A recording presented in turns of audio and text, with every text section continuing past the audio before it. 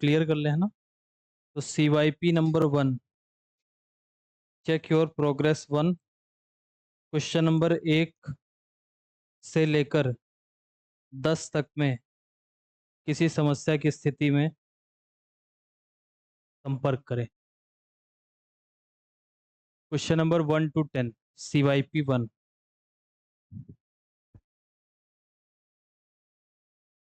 No, कोई दिक्कत नहीं।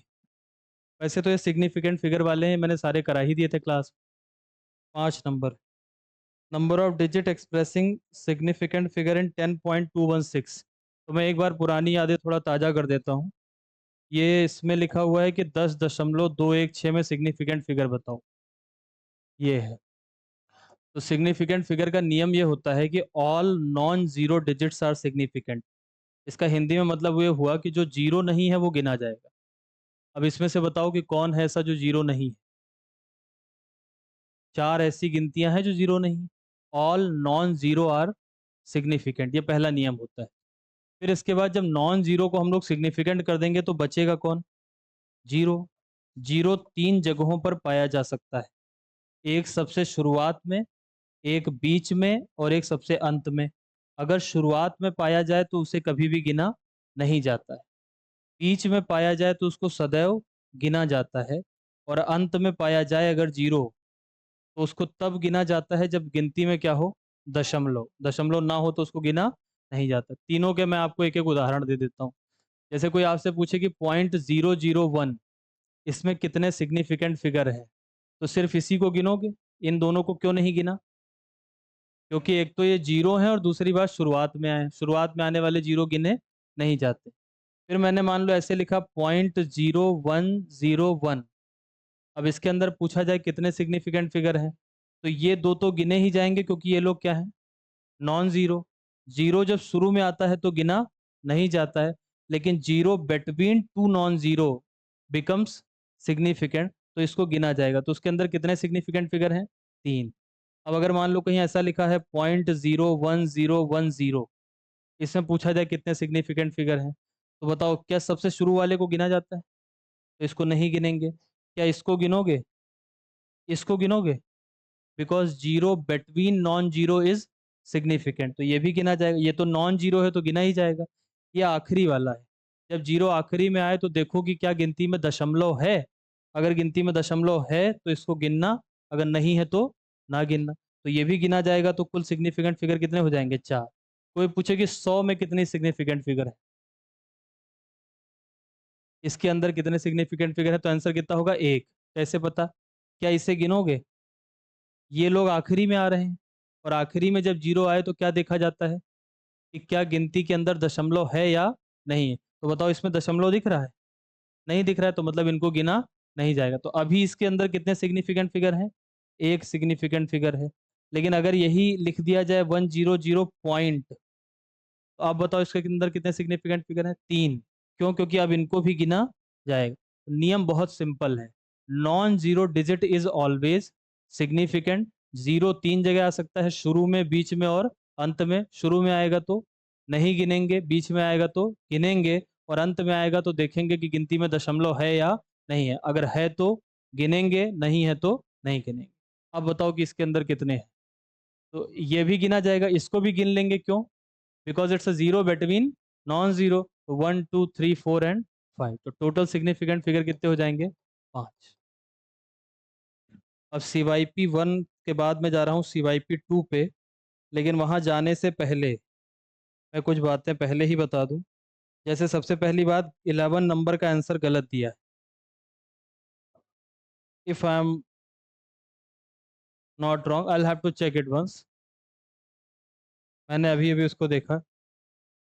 इसमें कहा गया है BaCl2 है, इसका रिएक्शन किससे करा रहे हैं? H2SO4 से। तो इन दोनों का रिएक्शन होके बनेगा क्या? BaSO4 बनेगा, और साथ में क्या बनेगा? हाँ, 2HCl बन जाएगा। ये तो हो गया रिएक्शन। इसमें इन्होंने कहा है कि BaCl2 की मात्रा कितनी है? 20.8। H2SO4 की मात्रा कितनी है? 9.8। और 7.3 ग्राम कौन है, HCl।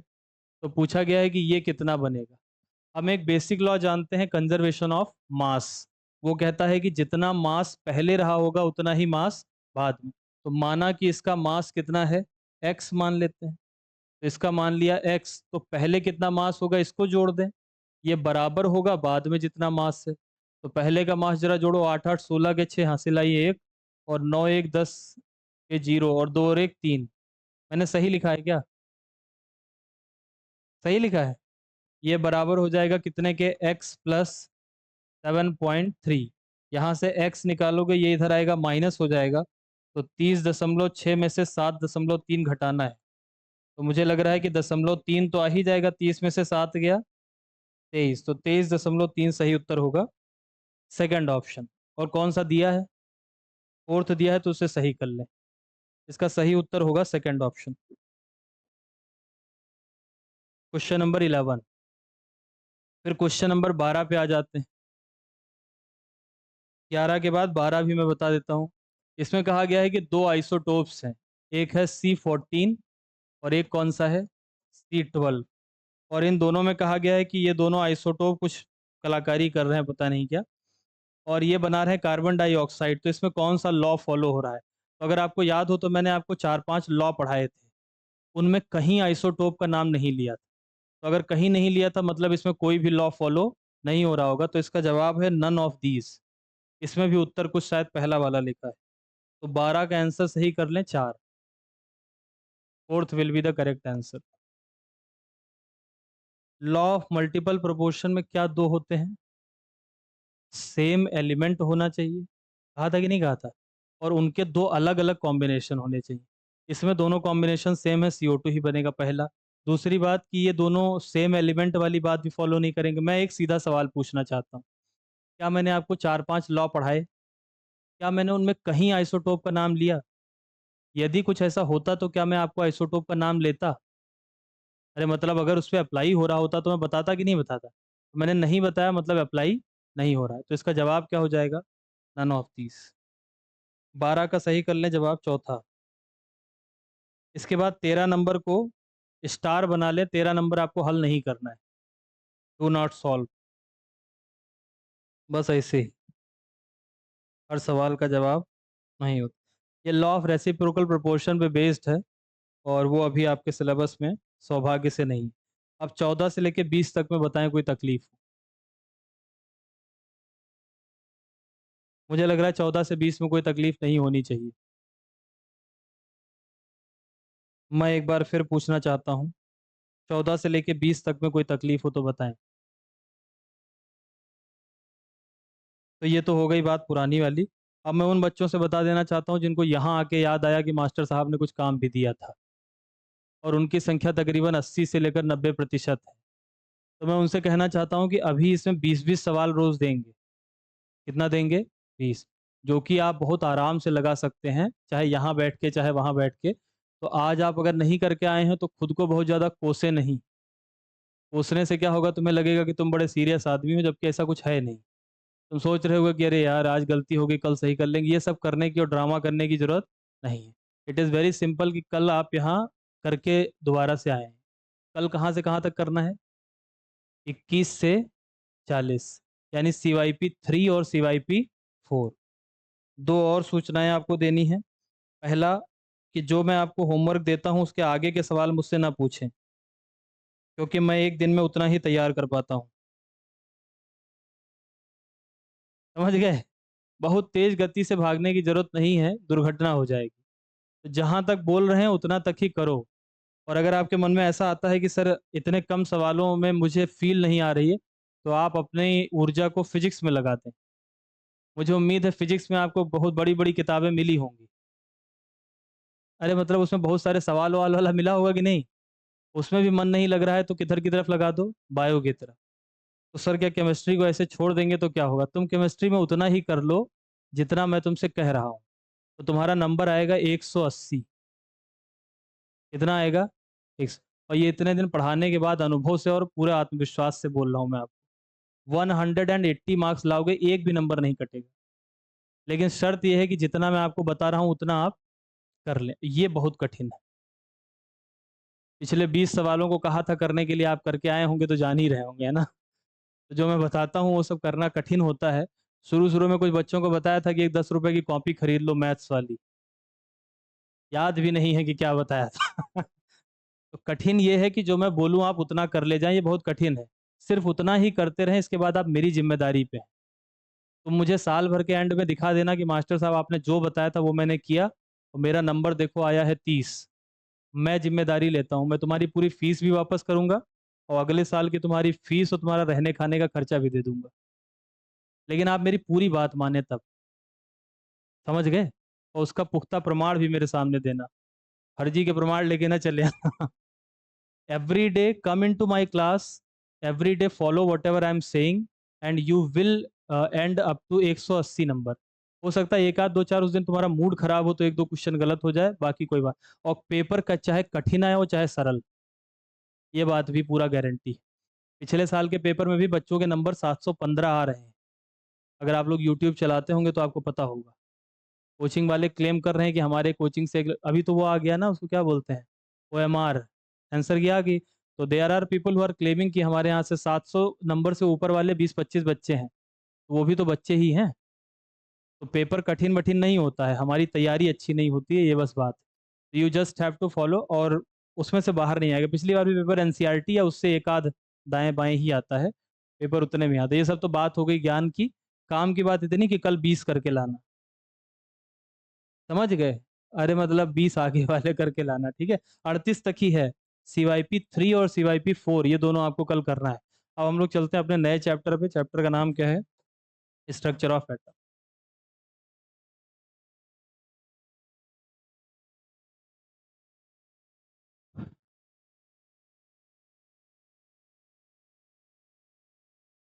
जिन लोगों ने आज से शुरुआत करी है उनको मैं बता देना चाहता हूँ कि इस चैप्टर का मोल से कोई लेना देना नहीं है। और जब तक मोल से लेने देने वाले चैप्टर आएंगे उससे पहले आपका मोल खत्म कर दिया जाएगा। जिन्होंने आज से शुरू करा है तो you can start fresh from here. इसके लिए किसी भी पूर्व जानकारी की आवश्यकता नहीं। और कहीं मैं अगर पुरानी जानकारी उपयोग करूं तो मुझे टोक देना कि मास्टर साहब आपने तो कहा था। चलो तो शुरू करते हैं। इसमें सबसे पहला नियम ये है, डाल्टन्स एटॉमिक थ्योरी।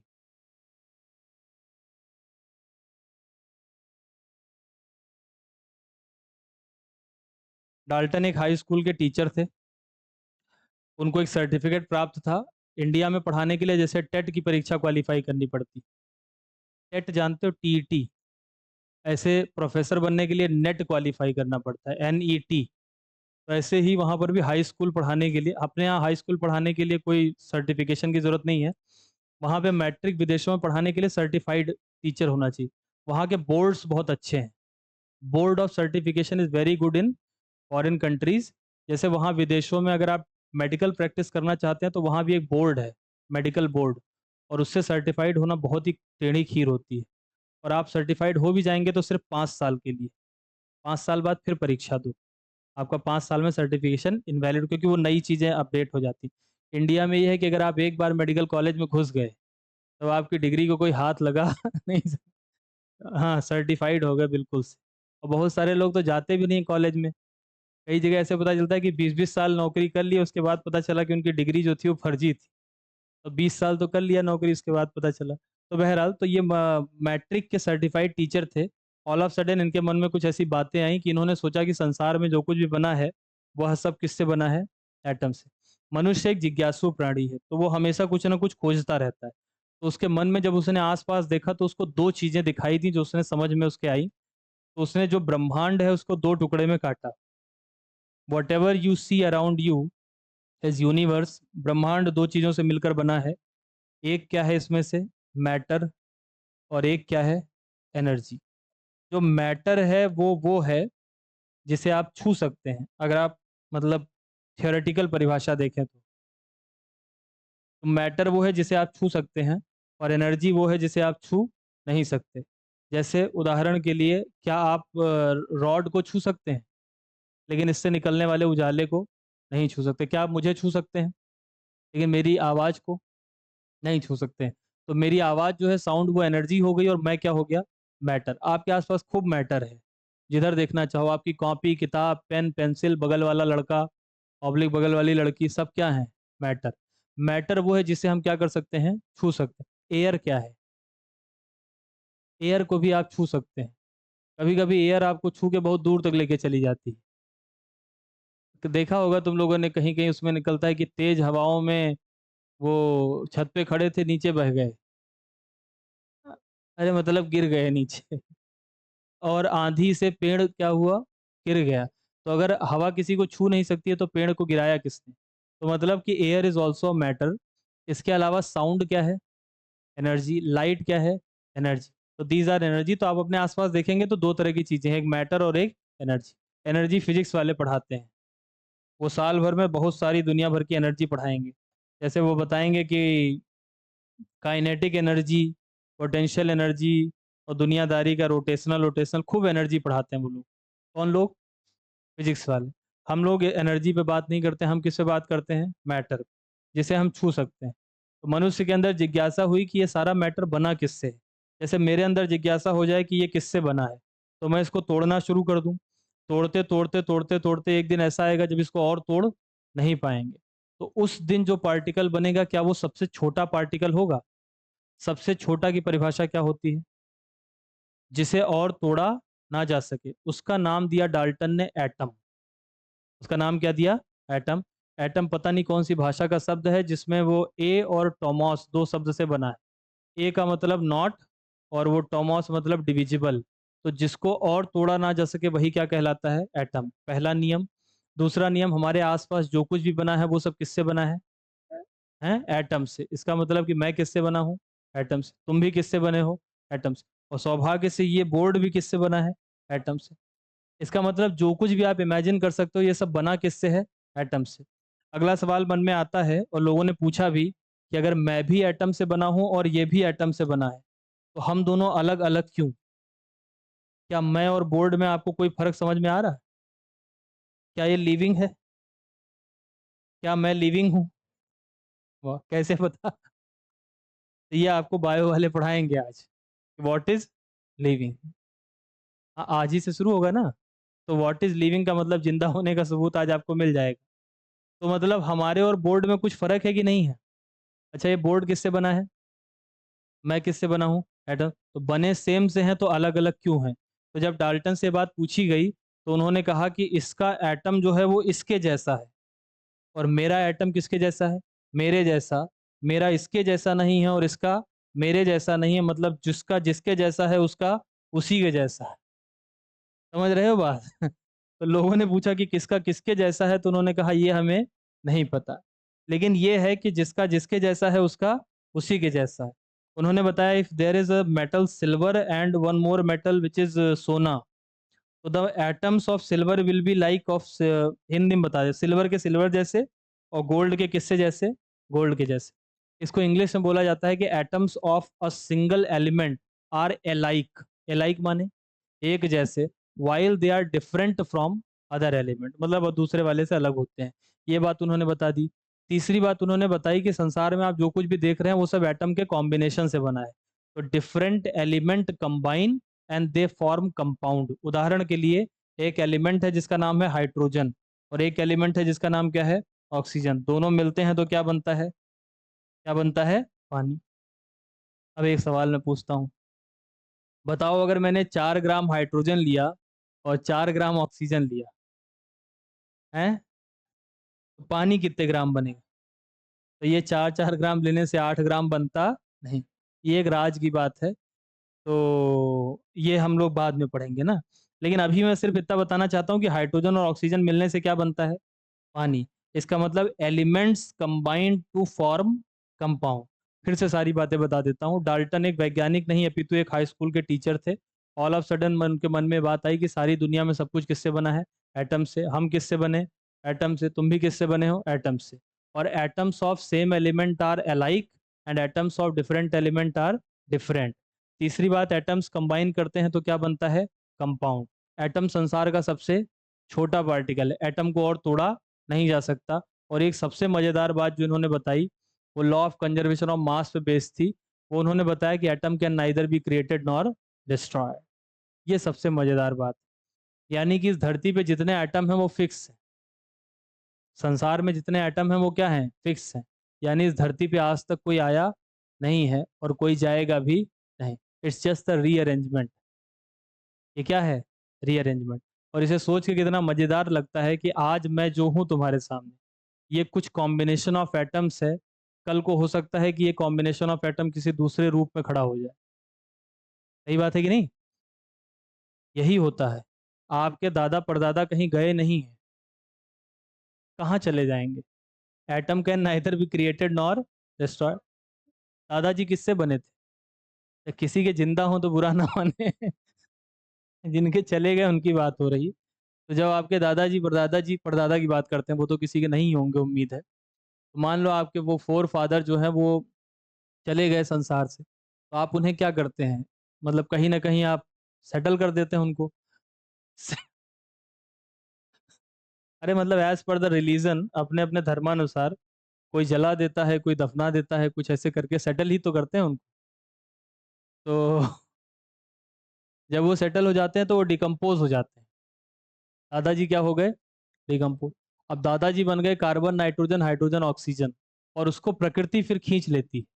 कोई ना कोई पेड़ की जड़ उसको एब्जॉर्ब कर लेगी, और एब्जॉर्ब होके फिर वो अपने फल में उसको ले जाके रख देगी। यानी अब आपके दादाजी क्या बन गए? टमाटर बन गए। ये हंसने की बात नहीं, ये जीवन का सबसे बड़ा सत्य है। आप इसे साइंटिफिकली डिफाइन नहीं कर सकते हो। तो आपके दादाजी क्या बन गए? टमाटर। और फिर उस टमाटर को कोई क्या करेगा?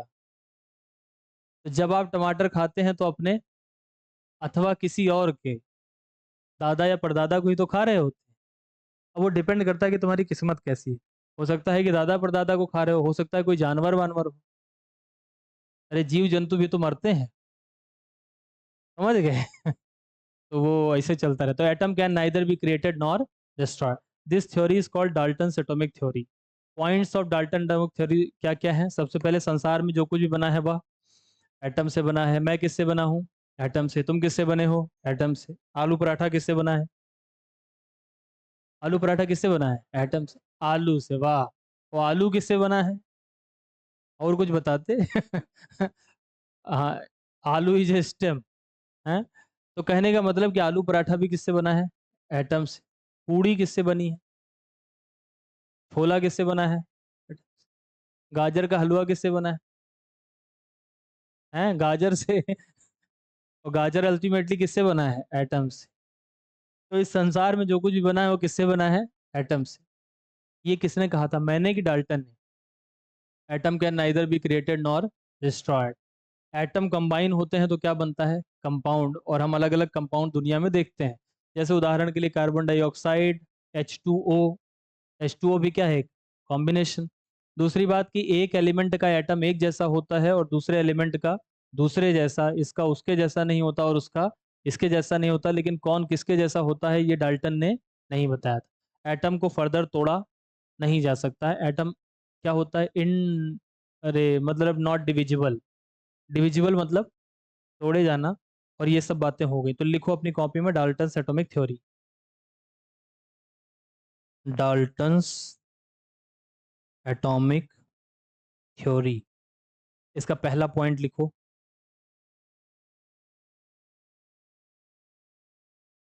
Every matter is composed of.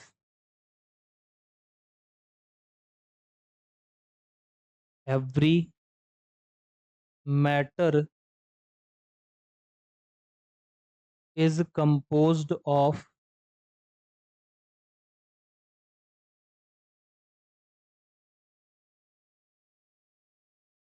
Very minute particle.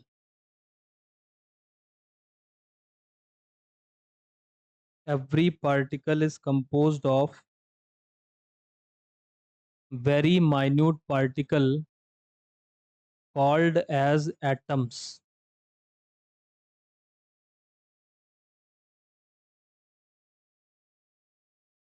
called as atoms। लिख लिए? अगला पॉइंट। अगला पॉइंट है atoms can not be further सब divided.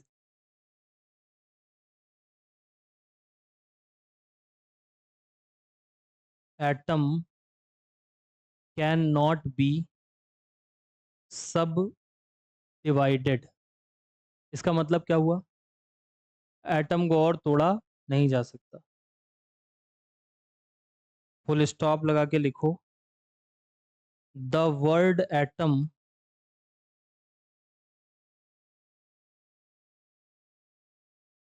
The word atom has been derived from Greek word. The word atom has been derived from Greek word atomio.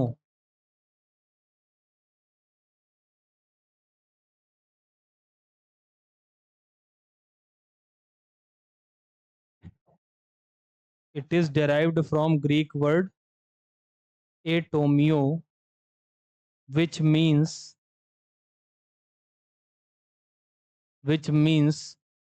uncuttable or non-divisible. Atom शब्द Greek भाषा के शब्द एटोमियो से आया है, जिसका अर्थ होता है अनकटेबल अथवा non divisible.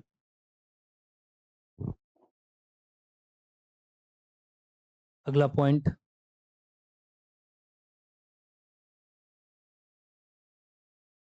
the atoms of different element the atoms of different element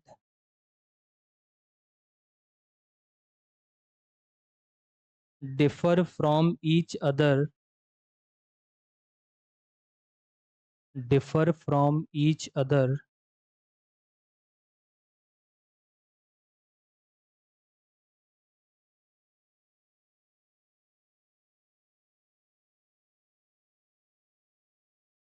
in their properties and masses in their properties and masses while atoms of same element while atoms of same element are identical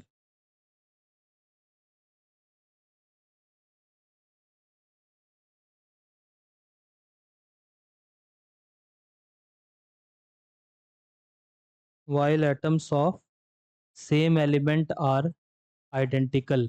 इसका मतलब same element के एक जैसे होते हैं और अलग अलग एलिमेंट के अलग अलग। अगला point,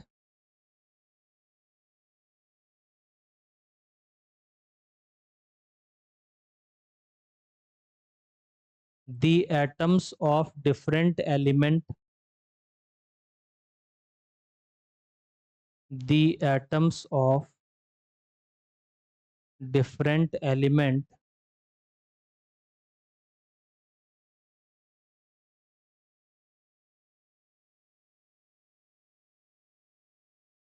can combine in simple ratio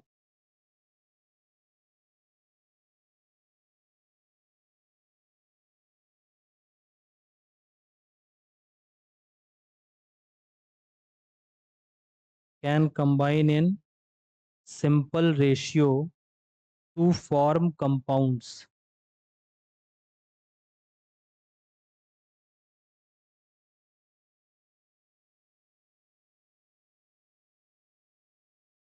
to form compound।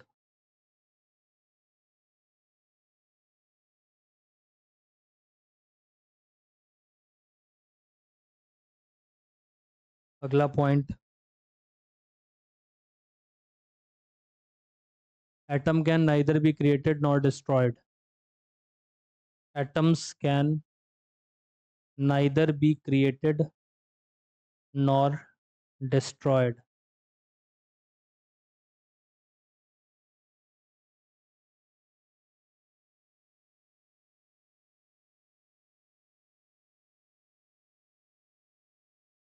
अगला पॉइंट। अब जो अगला पॉइंट लिखना उसके आगे तुम लोग अपना एक कोई चिन्ह निर्धारित कर लो, वो बना लेना। एक कोई सिंबल ऐसे ऐसे जो भी, लेकिन ये सिंबल जो है वो आपका साल भर चलेगा और इस सिंबल को आप पूरी कॉपी में इस्तेमाल करते रहेंगे। इस सिंबल का तात्पर्य ये है कि अगर डाल्टन एटॉमिक थ्योरी से सवाल आया तो मेरा ये मानना है कि इस पॉइंट से सवाल आने की संभावना सबसे ज़्यादा है। यह आपके मास्टर का प्रेडिक्शन है। तो आप साल के अंत में चेक भी कर सकते हैं कि मास्टर काबिल था अथवा नहीं था। तो आप एक कोई चिन्ह किसी अलग कलर की कलम से बना लें, तो ये आप बनाते रहें। अब जो पॉइंट मैं अब आपको बताने जा रहा हूँ, मुझे ऐसा लगता है कि अगर कोई एग्जामिनर पिक करेगा तो इसको पिक करने की संभावना ज़्यादा है। अगर पेपर कठिन आया तो वो एकदम ऐसे पेपर आ रहा है कि Dalton theory was given by, तो डाल्टन।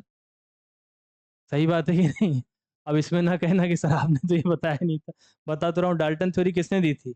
डाल्ट तो अब अगला पॉइंट लिखो। It explained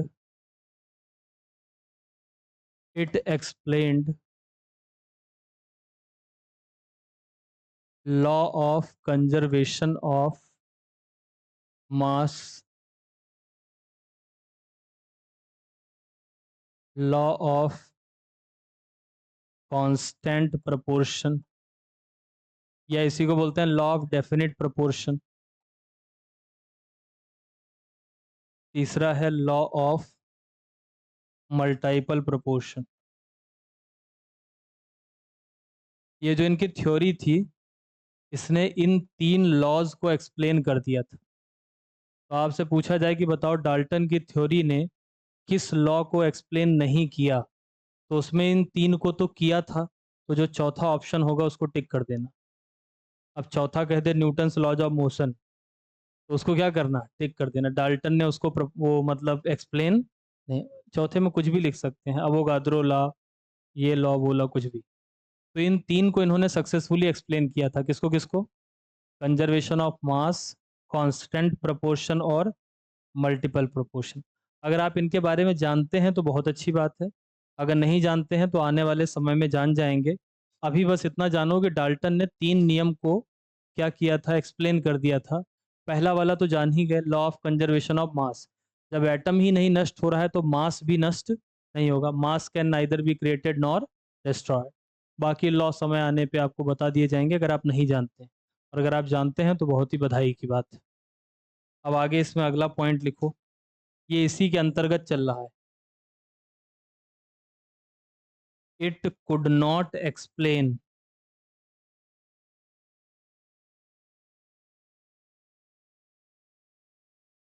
it could not explain charging of ebonite rod when rubbed on silk.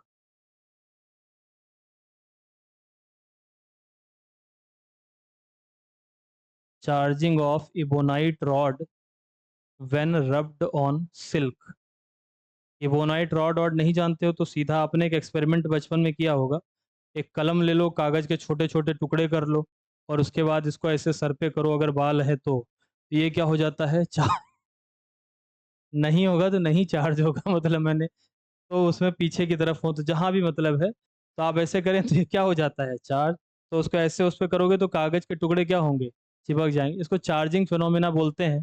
और इसको ये एक्सप्लेन नहीं कर पाए थे क्योंकि ये जानते थे कि एटम नॉट डिविजिबल है, एटम से छोटा कोई है ही नहीं। बाद में लोगों को पता चला कि इलेक्ट्रॉन भी होता है।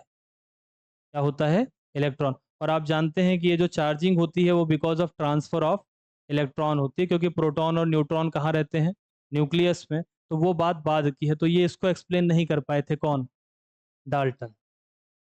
विज्ञान में कोई भी थ्योरी जो होती है, विज्ञान या फिर फिलॉसफी पहले चलती थी, उसको साइंस अब बना दिया गया। अच्छा एक और बात, जहाँ डाल्टन एटॉमिक थ्योरी लिखी है उसके बगल में लिख लो 1808, 1808।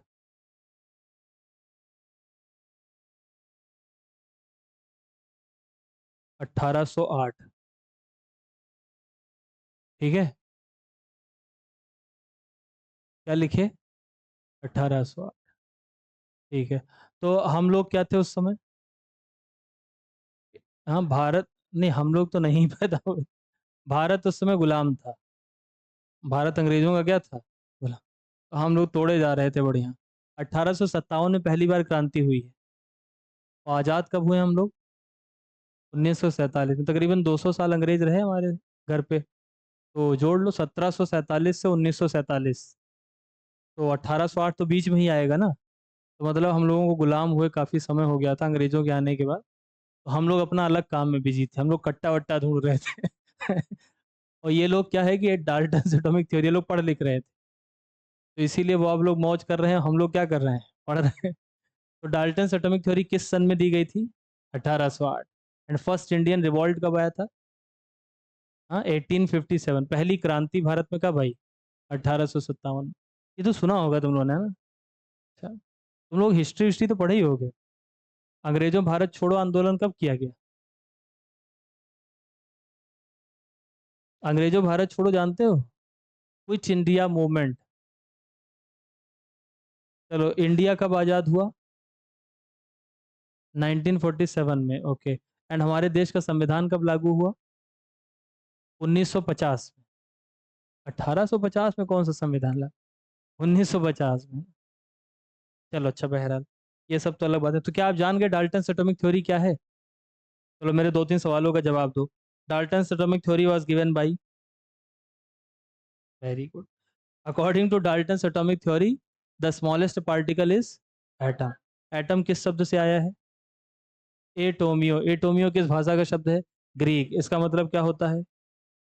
ना टूटेगा और ना कटेगा। इसका मतलब सबसे छोटा है। और इसके अलावा atom can neither be created nor destroyed. जिसका एटम जिसके जैसा, उसका एटम उसके जैसा, उसका उसके जैसा नहीं और उसका उसके जैसा। इसके अलावा एटम कंबाइन करके क्या बनाते हैं? कंपाउंड। ये सब बात मैंने बताई कि डाल्टन ने? डाल्टन। और डाल्टन कौन कौन सा लॉ एक्सप्लेन कर ले गए थे? Law of conservation of mass, constant proportion और मल्टीपल प्रोपोर्शन। क्या ये चार्जिंग डिस्चार्जिंग को एक्सप्लेन कर पाए थे? नहीं। अब 1808 में एनी साइंटिफिक स्टेटमेंट और थ्योरी इज वैलिड जब तक कोई उसे काट न दे। जब तक कोई उसे गलत ना साबित कर दे तब तक वो थ्योरी क्या होती है? सही होती है। तो तकरीबन 100 साल के बाद, कितने साल के बाद? 100 साल तक डाल्टन अपना इज्जत में बढ़िया जिए। और उनको एक वैज्ञानिक का दर्जा दिया गया, बहुत मजे में थे। थ्योरी देने के बाद हाई स्कूल के टीचर थे, बढ़िया पैसा वैसा मिलने लगा। तो मौज कर रहे थे। 100 साल के बाद क्या हुआ कि इनकी जिंदगी में एक तूफान आया। किसकी जिंदगी में? डाल्टन की जिंदगी में नहीं।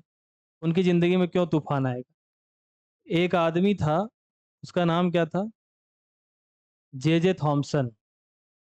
वैसे असलियत में तो फैराडे वैराडे लोग इस पे काम कर रहे थे, लेकिन ये ऐसे ही कहानी याद रखने के लिए मैं आपको बता रहा हूँ। मतलब ये रियल स्टोरी नहीं है, लेकिन वो क्या बोलते हैं उसको, इंस्पायर्ड फ्रॉम ट्रू इवेंट्स है। धुरंधर देखे हो? उसमें क्या लिख के आता है? Inspired from true events. ये स्टोरी भी इंस्पायर्ड फ्रॉम ट्रू इवेंट्स। तो उसमें होता ये था कि लोग कहते थे कि जो एयर है, एयर, एयर जो है वो कंडक्टर नहीं बल्कि क्या है? Insulator. Now what is conductor and what is insulator? तो अगर किसी पदार्थ में बिजली चल जाए तो वो क्या है? कंडक्टर, हिंदी में सुचालक बोलते हैं। और अगर बिजली ना चले तो उसे क्या बोलते हैं? इंसुलेटर, हिंदी में कुचालक बोलते हैं। अगर आपको चेक करना है कि कोई चीज़ इंसुलेटर है या कंडक्टर, तो इसके लिए आप एक बहुत सिंपल एक्सपेरिमेंट कर सकते हैं। घरों में सॉकेट होता है। तो जैसे आप इसे ले जाएं, सॉकेट में लगा दें, और फिर इसको प्लग ऑन करें। अगर आपको जीवन का आनंद मिल गया तो ये क्या था? सुचालक। और अगर आनंद नहीं मिला तो ये कुचाल। हालांकि ऐसा कर न लेना, आजकल के बच्चों का कोई भरोसा नहीं है ना। छोटे छोटे बच्चे कुछ भी कर रहे हैं। उसमें इंस्टाग्राम वाम पे न्यूज़ वूज आती है तो उसमें लिखता है कि 7वीं के बच्चों ने झगड़ा किया, उसका मुंह तोड़ दिया, दांत तोड़ दिया। ऐसा तुम लोग देखते हो न्यूज़ में कि नहीं? अच्छा, तुम लोग तो सिर्फ पढ़ाई करते होगे ना। सोच रहे हैं एक शीशा लगवा दें यहाँ पे, है ना? ताकि सबको अपनी शक्ल दिखती रहे। तो मैं कह रहा था कि सुचालक कुचालक जान गए। अब बताओ एयर क्या है? एयर सुचालक है कि कुचालक? हाँ, अगर एयर सुचालक होती यानी कंडक्टर होती तो मजा ही आ जाता। क्यों? जरा सोचो कि एक सॉकेट यहाँ पे कहीं दिख रहा होगा, नहीं दिख रहा है। अगर मैं उस सॉकेट में एक लोहा लगा दूं और वो लोहा ले जाके तुम्हें दे दूं कि बेटा इसको पकड़ो, थोड़ी देर अभी आते हैं, और जाके वहां से ऑन कर दें, तो बताओ क्या होगा? क्या तुम्हें मजा आ जाएगा? लेकिन क्या आप ये बताएं कि यहां से लेकर तो तुम्हारे तक एयर है कि नहीं है? सोचो कि अगर एयर कंडक्टर होती तो क्या इसमें बिजली चल रही होती कि नहीं चल रही होती? और चल रही होती तो हम सब आनंद में झूम रहे होते, क्योंकि खुले सॉकेट तो चारों तरफ बहुत तरफ है। इसका मतलब एयर क्या है? इंसुलेटर। एयर क्या है? इंसुलेटर। लेकिन वो जो वैज्ञानिक थे थॉमसन, उनके इलाके में तूफान आया था। क्या आया था? तूफान। तूफान आया था तो बिजली तड़तड़ तड़तड़ कर रही थी। बिजली जानते हो? तो इन्होंने सोचा कि ऊपर से लेके जो नीचे तक बनता नहीं है ऐसे तड़तड़ तड़तड़, तो उन्होंने सोचा कि लाइटनिंग जो है इसमें ये जो आ रहा है ये तो बिजली है। ये क्या है? बिजली। और चल ये किस में रही है? हवा में। इसमें चल रही है? हवा में। तो इनको लगा हवा में बिजली चल सकती, हवा में बिजली क्या हो सकती है? चल सकती। ये बात इनके दिमाग में आई। अब अगर हवा में बिजली चल सकती है तो इन्होंने सोचा कि हम भी चला के देखेंगे, क्योंकि मनुष्य एक जिज्ञासु प्राणी है और उसके पास कोई काम ना हो तो यही सब काम करता रहता है। तो इनके मन में आया कि चलो हम लोग किस में बिजली चलाएंगे? हवा। इन्होंने एक ग्लास का ट्यूब लिया। किसका ट्यूब लिया? ग्लास। अब ग्लास के ट्यूब में इधर की तरफ एक पत्ती लगाई, लोहे की। डू यू नो पत्ती? ओके। तो there was a strip of what, इधर की तरफ और इधर की तरफ। इन दोनों को इन्होंने किससे जोड़ा? बैटरी से। और इधर की तरफ भी बैटरी से जोड़ा। आपको पता है बैटरी का ये बड़ा वाला क्या होता है? प्लस। और ये छोटा वाला क्या होता है? माइनस। तो इन्होंने प्लस और माइनस जोड़ दिया। अब मैं जानना चाहता हूं कि बीच में कौन था? इसके बीच में, दोनों के बीच में कौन है? एयर। अगर बिजली चलती तो दिखता, लेकिन बिजली चलती नहीं। इस एक्सपेरिमेंट को सिंपली करने के लिए आप ऐसा कर सकते हैं कि मान लो हमने बिजली से दो तार निकाले और दो तार को ऐसे में ऐसे थोड़ी थोड़ी दूर पे रख दूं, तो बताओ इनके बीच में क्या है? एयर। तो बताओ क्या बिजली चलेगी? नहीं चलेगी। इनकी भी बिजली नहीं चली, दुखी हो गए। लेकिन इनको भरोसा था कि कुछ ना कुछ करने से बिजली चल जाएगी। तो इन्होंने क्या किया कि अपने पड़ोस में गए और उनसे बैटरी मांग के लाए। पहले एक बैटरी लगाए थे, अब कितनी लगा दिए? दो बैटरी। इनको लगा बैटरी थोड़ा दमदार नहीं है, फिर उससे भी बिजली नहीं चली। पूरे गांव की बैटरी उठा लाए, ट्रैक्टर इन्वर्टर सब सारा बैटरी खोल लाए, तब भी बिजली नहीं चली। पूरे जिले का बैटरी खोज लाए और 10,000 वोल्ट लगा दिया। कितने वोल्ट लगा दिया? 10। एक बैटरी कितने वोल्ट की होती है? 12। बैटरी देखे हो? सेल छोटा वाला कितने वोल्ट का होता है? 1.5 वोल्ट का। बैटरी जो होती है वो कितने वोल्ट की होती है? 12। अब 12 से 10,000 पूरा करना था तो पूरे इलाके का ही लेके आए होंगे। हालांकि एक मशीन होती है जिसका नाम ट्रांसफार्मर होता है, वो स्टेप अप स्टेप डाउन कर देता है। लेकिन ये हमारी कहानी के हिसाब से कितनी बैटरी लगा दी इन्होंने? बहुत सारी। कितना वोल्ट हो गया? 10,000। 10,000 के बाद भी यहाँ से बिजली नहीं चली। मूड खराब हो गया। पूरा गांव का बैटरी लेके आए थे और अभी भी बिजली नहीं चली। और तभी ऊपर से तड़ता तड़तड़ की आवाज आई। तो घर के बाहर निकल के देखे तो वो ऐसे चमक रहा था। अच्छा, तुम किसी काम को ना कर पा रहे हो और ऊपर वाला उसी काम को आसानी से कर रहा हो, तुम्हें देख के फ्रस्ट्रेशन होगा कि नहीं होगा? बहुत परेशान होगा। उनको समझ में नहीं आ रहा था कि क्या करें। फिर उन्होंने सोचा कि अब कुछ हो नहीं रहा है तो इसमें से हवा निकालो। उन्होंने यहाँ पे एक पंप लगाया, वैक्यूम पंप। क्या आपने कभी वैक्यूम पंप देखा है? अरे घर में वो साफ, थ्री इडियट देखे हो? थ्री इडियट नहीं देखे हो? वैक्यूम क्लीनर माने एनीथिंग विच खींच हवा। तो वैक्यूम क्लीनर नहीं देखे हो?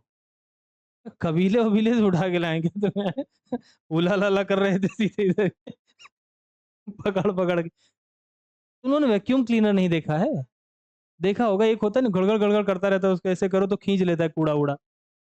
नहीं देखे हो तो जहाँ कार वार सफाई कराई जाती वहां देख लेना। वहां भी नहीं देखा तो यूट्यूब पे देख लेना, या किसी दुकान वाले के यहाँ चले जाना, उससे कह देना भैया एक वैक्यूम क्लीनर लेना था, और वो पूरा डेमो करके दिखा देगा, फिर कहना ठीक है कल आएंगे तब बताएं। तो वैक्यूम क्लीनर जो होता है वो हवा को खींच लेता है। तो यहाँ से वैक्यूम पंप लगाया इन्होंने। क्या लगाया? Vacuum pump. अच्छा ये बताओ कि अभी तुम लोगों के ऊपर जो एयर है उसका प्रेशर कितना है? 1 एटीएम, ये तो जानते ही होगे। तो जब यहाँ से एयर बाहर निकलने लगी तो इसका प्रेशर भी कम होने लगा। तो अंदर एयर का प्रेशर कम होता गया, कम होता गया, कम होता गया, और एक समय आया जब ये हो गया 10⁻⁻⁴ एटीएम। बताओ 1 एटीएम बड़ा है कि 10⁻⁻⁴ एटीएम? 1 एटीएम बड़ा है, ये बड़ा है, ये बहुत छोटा है उससे, है ना। 1/1000 को बोलते हैं 10⁻⁻3, और 1/10,000 को क्या बोलते हैं? 10⁻⁴। तो बताओ यहाँ प्रेशर कम हो गया कि बहुत कम हो गया? बहुत कम हो गया। तो वो तो सोच रहे थे कि सब हवा हवा निकाल के बैटरी सबकी वापस कर देंगे। तभी ऑल ऑफ सडन क्या हुआ? तड़ता तड़ता। ऑल ऑफ सडन क्या हुआ? तड़ता तड़। कुछ चमक गया यहाँ पे, कुछ यहाँ क्या हुआ? चमक गया। मजा आ गया इन लोगों को। किसको मजा आ गया? वही थॉमसन को। क्योंकि इतनी देर से करना ही क्या चाहते थे? चमकाना चाहते थे। और अब क्या हुआ? चमक गया। तो इनको बहुत मजा आ गया कि एयर क्या है? कंडक्टर। तो बताओ एयर कब कंडक्टर बनती है? At high voltage. At high volt, high की very high, very high. And I would like to tell you, जो बादल टकराते हैं वो तकरीबन 3 लाख वोल्ट, कितने वोल्ट? 3 लाख वोल्ट का उनका पोटेंशियल रहता है। तो वो हाई है कि वेरी हाई है? वेरी है। अपने इसमें कितना आ रहा है? 220। बहुत ज़्यादा हम लोग आगे चले जाते हैं तो बताते हैं कि 11,000 की लाइन जा रही है। सुने हो कभी? वो नहीं, छत से बड़ा ऊंचा सा तार, उसमें एफिल टावर के ऊपर से जाता है। गाँव वाँव गए होगे तो उसमें आईफिल टावर बहुत सारे दिखते होंगे। नहीं देखे हो क्या तुम लोग? ऐसा ऐसा बना रहे, उसमें से तार बिजली के, उसमें कहते हैं भाई 11,000 की लाइन जा रही, उधर से ना जाओ खींच लेगी। तो 11,000, 22,000, बहुत हद से हद। लेकिन बादलों में कितना वोल्ट होता है? 3 लाख। तो क्या एयर इंसुलेटर है कि कंडक्टर की परिस्थिति जन्य?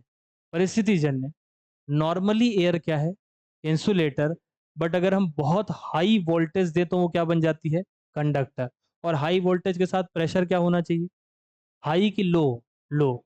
तो very high pressure and at very low pressure air behaves as conductor. And what is the meaning of conductor?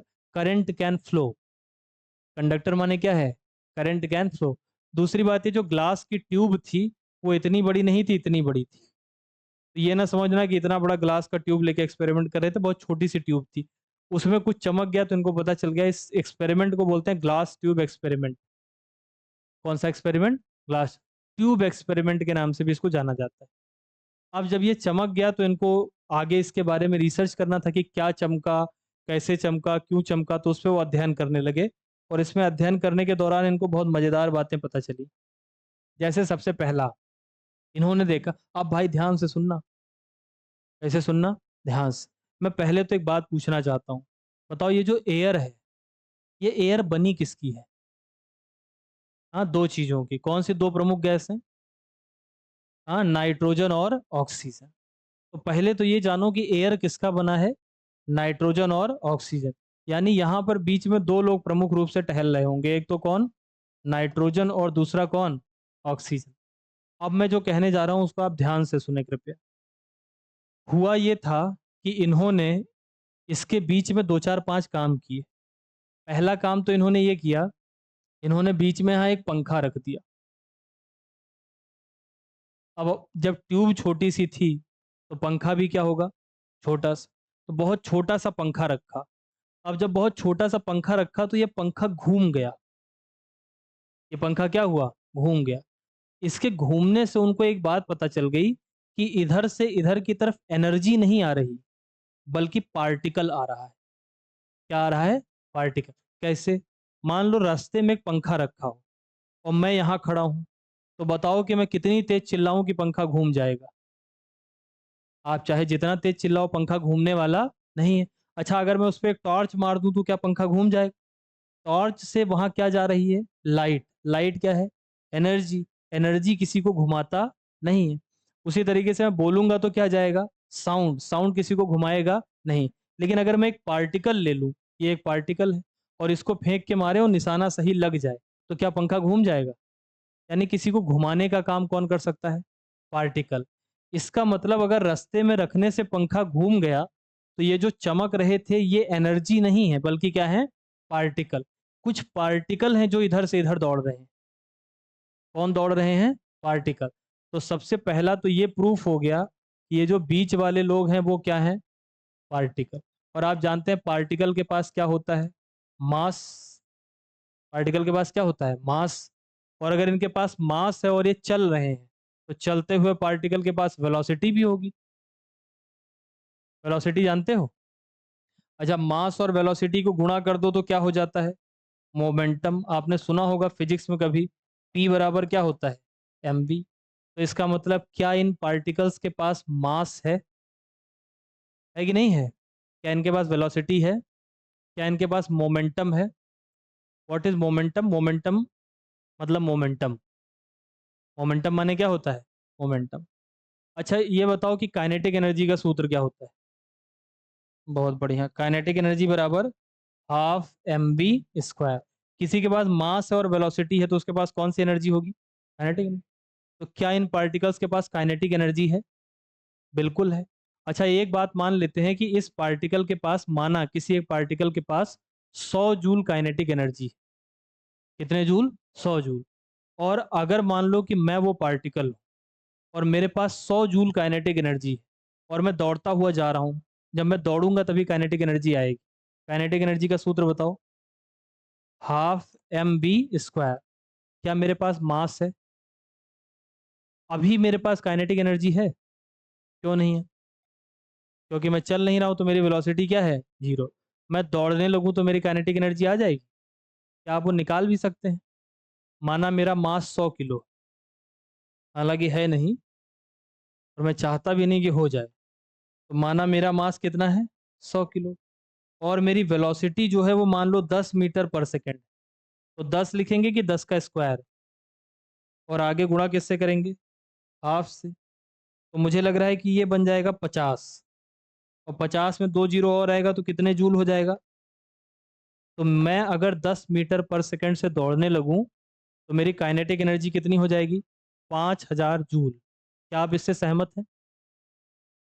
माना मैं कितने किलो का हूँ? 100 किलो। और मैं दौड़ने लगा कितनी स्पीड से?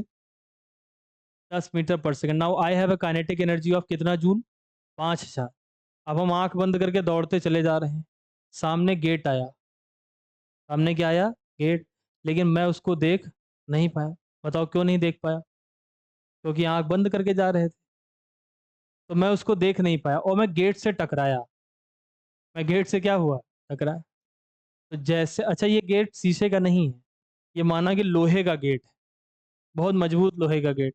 और हम आंख बंद करके दौड़ते चले आ रहे हैं और आए और इससे टकरा गए। तो जब टकराएंगे तो मेरी वेलोसिटी कितनी हो जाएगी? ऑब्वियसली जो रुक जाएंगे तो कितनी हो जाएगी? जीरो। अब बताओ मेरी काइनेटिक एनर्जी कितनी है? पहले कितनी थी? अभी कितनी हो गई? कहाँ गई? Because energy can neither be created nor destroyed. Energy को आप खत्म नहीं कर सकते। तो अभी कितनी थी मेरे पास? 5000। अभी कितनी हो गई? जीरो। तो गई कहाँ? तो एनर्जी एक फॉर्म से किस में बदल जाती है? दूसरे फॉर्म। तो जो मेरी 5000 की एनर्जी थी वो हीट के फॉर्म में बदल जाएगी। दो चीजें उससे गर्म होंगी। एक तो वो लोहे की दीवार, और दूसरा मेरा मुंह। गर्म हो जाएगा कि नहीं हो जाएगा? तो मतलब वो एनर्जी किस में बदल गई? हाँ, हीट एनर्जी में बदल गई। अब ये बताओ, क्या ये जो इधर से दौड़ के आ रहे हैं क्या ये पार्टिकल हैं? नहीं है क्या? कैसे पता चला? दे कैन रोटेट अ पंखा, that's why they are particle. क्या इनके पास मास है? क्या इनके पास वेलोसिटी है? क्या इनके पास मोमेंटम है? क्या ये पंखा घुमा सकते हैं? क्या इनके पास काइनेटिक एनर्जी है? क्या ये सामने वाले से टकरा सकते हैं? क्या ये सामने वाले पदार्थ को हीट कर सकते हैं? Obviously, because their kinetic energy will be changed into heat energy. क्या आप इतनी बात समझ गए? इसके बाद भी इनका वैज्ञानिकों का मन नहीं भरा। तो इन्होंने क्या किया? इन्होंने इधर एक बड़ा सा प्लस लगाया और एक इधर बड़ा सा क्या लगाया? माइनस। तो ये सीधे जा रहे थे। कैसे जा रहे थे? सीधे। जब प्लस माइनस लगा दिया तो ये इधर की तरफ झुक गए। किसकी तरफ चले गए? प्लस की तरफ। अब मुझे बताओ, क्या इन पार्टिकल्स पर चार्ज भी है? क्या चार्ज है कि नहीं है? अच्छा, कौन सा चार्ज? हाँ, नेगेटिव। कैसे पता चला? क्योंकि नेगेटिव किसकी तरफ अट्रैक्ट होता है? पॉजिटिव। और किससे दूर भागता है? नेगेटिव से। तो सेम चार्ज अट्रैक्ट, नहीं, same charge repel and different charge attract. तो क्या इन पार्टिकल्स के पास चार्ज है? Yes. Which kind of charge? Negative charge. अच्छा, अगर किसी, ये जो प्लस माइनस लिख दिया गया है, इसको साइंटिफिक भाषा में बोलते हैं इलेक्ट्रिक फील्ड। कौन सी फील्ड? Electric field. तो क्या ये इलेक्ट्रिक फील्ड में डेविएट हो जाते हैं? हो जाते हैं कि नहीं हो जाते हैं? चलो वो शुरू से बताओ। क्या इनको बीच में कोई चमकने वाला दिखाई दिया था? वोल्टेज कितना था? प्रेशर? 10⁻⁻⁴। इस एक्सपेरिमेंट का नाम? Tube experiment. कौन सा एक्सपेरिमेंट? Tube experiment. अच्छा, जो उधर से आ रहे थे वो एनर्जी थे या पार्टिकल? कैसे पता चला? क्योंकि पंखा घुमा दिया। पंखा को एनर्जी घुमा नहीं सकती, कौन घुमा सकता है? पार्टिकल। क्या उनके पास मास था? क्या उनके पास वेलोसिटी थी? क्या उनके पास मोमेंटम था? क्या उनके पास काइनेटिक एनर्जी थी? क्या वो सामने वाले को गर्म कर सकते थे? और क्या वो इलेक्ट्रिक फील्ड में डेविएट हो जाते थे? किधर की तरफ? प्लस की तरफ। इसका मतलब उनके पास क्या था? चार्ज। ऐसा चार्ज? Negative charge. अब अगर आप थोड़ा पढ़े लिखे हैं तो आपने कक्षा 11 या 12 में पढ़ा होगा, फोर्स बराबर क्यू वी बी। आगे साइन थीटा भी पढ़े होंगे। ये आपको बायो में पढ़ाया गया होगा, अर्थ्रोपोडा में। ये अर्थ्रोपोडा के नंबर ऑफ लेग निकालने का फॉर्मूला है। ये कहीं सुने हो इसको कि नहीं सुने हो? इसमें लिखा है, ये क्या है? F for force, q for charge, v for velocity and B for magnetic field. Field शब्द का मतलब ये होता है प्रभाव क्षेत्र। फील्ड में पूछूं क्या यहाँ मैग्नेटिक फील्ड है, तो इसको चेक करने का तरीका है, एक मैग्नेट लेके आओ। अगर मैग्नेट पे फोर्स लगा तो मैग्नेटिक फील्ड है। अगर मैं पूछूं क्या यहाँ इलेक्ट्रिक फील्ड है, तो क्या लेके आओ? चार्ज। अगर चार्ज पे फोर्स लगा तो यहाँ कौन सी फील्ड है? इलेक्ट्रिक। मैं पूछूं क्या यहाँ ग्रेविटेशनल फील्ड है, तो क्या लेके आओगे? मास। अगर मास पे फोर्स लगा तो मतलब ग्रेविटेशनल फील्ड। फील्ड ऐसे ही चेक करी जाती है। ये जो लिखा हुआ है इसका मतलब ये है, if a charge having a velocity v is entering into a external magnetic field b, then it will experience a force F। इसका नाम है लॉरेंज फोर्स। कौन सा फोर्स? Lorentz force. अगर आप नहीं जानते तो इतना जान लो कि चार्ज अगर रुका हुआ है तब तो उसके पास कौन सी फील्ड होती है? इलेक्ट्रिक। अगर चार्ज चल दिया तो कौन सी फील्ड हो जाएगी? मैग्नेटिक। और अगर ये सब भी नहीं जानते तो चलते हुए चार्ज के पास मैग्नेटिक फील्ड होती है। कौन सी फील्ड? मैग्नेटिक। अच्छा, मैग्नेटिक फील्ड होगी तो क्या वो मैग्नेट से अट्रैक्ट हो जाएगा? हो जाएगा। तो इन्होंने क्या किया कि आगे यहाँ बड़े बड़े दो मैग्नेट लगा दिए।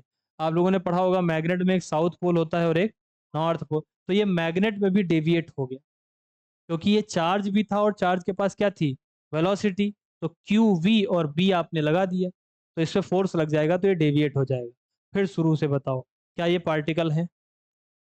क्या इनके पास मास है? क्या इनके पास वेलोसिटी है? क्या इनके पास मोमेंटम है? क्या इनके पास काइनेटिक एनर्जी है? क्या ये चलते हुए पहिया घुमा सकते हैं? क्या ये मैकेनिकल फोर्स लगा सकते हैं? लगा सकते हैं कि नहीं? अब पहिया घुमा सकते हैं तो मतलब इसको अंग्रेजी में क्या कहा जाएगा? मैकेनिकल क्या लगा सकते हैं? फोर्स। दूसरी बात कि क्या ये सामने वाले ऑब्जेक्ट को हीट कर सकते हैं? यस। क्या ये इलेक्ट्रिक फील्ड में डेविएट हो जाते हैं? क्या ये मैग्नेटिक फील्ड में डेविएट हो जाते हैं? क्या इनके पास चार्ज है? क्या इनके पास मास है? एनर्जी है कि पार्टिकल? हाँ, पार्टिकल। यह एनर्जी नहीं। इनके ऊपर कैसा चार्ज है? हाँ, नेगेटिव चार्ज। कैसा चार्ज है? नेगेटिव। ये सब अध्ययन मैं कर रहा हूँ कि वो फैराडे? अरे थॉमसन। कौन कर रहा है? थॉमसन। थॉमसन क्या खोज रहे थे? हाँ, एयर इंसुलेटर है या कंडक्टर? तो एयर इंसुलेटर है या कंडक्टर के चक्कर में इन्होंने कितनी बैटरी लगाई, कितने वोल्ट की? हम्म। रुको, अब थोड़ी देर बाद पढ़ाएंगे। बोलते बोलते मैं थक गया। गड़बड़ गड़बड़ गड़बड़ गड़बड़। और बताओ क्या हाल चाल? सब बढ़िया? कुछ खा के आए हो कि नहीं?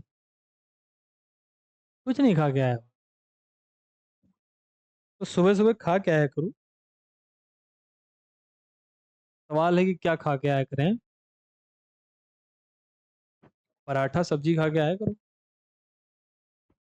बनाएगा कौन है?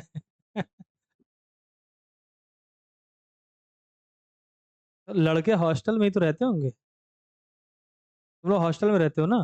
तो हॉस्टल में तीनों टाइम का नहीं मिलता है नाश्ता और खाना? 2 टाइम मिलता है, लंच और डिनर। 3 टाइम? तो कौन से 3 टाइम? सुबह दोपहर शाम, टीडीएस में चल रहा है मामला है। तो सुबह वाले को नाश्ता कहा जाएगा, दोपहर वाले को लंच हो गया, और रात में डिनर। चाय मिलती है कि नहीं? चाय मिलती होगी पैसे से। मिलता है? बड़ा बढ़िया हॉस्टल है। चलो सही है। तो तुम लोग सब लोग कोई ऐसा है जो घर से आता हो लड़कों में? 1 2 3 4 5, 5 6 लोग घर से आते हैं। घर वाले भी खा के नहीं आते होंगे। मम्मी मम्मी कहती होंगे खा लो, तो नहीं अब आएंगे तब खाएंगे। यहाँ से जाओ तो भूख लगी रहती, अगर पहले मतलब थक नहीं गए हो तो। पहले जाके सोते हो कि पहले खाते हो? वेरिएबल डेटा है।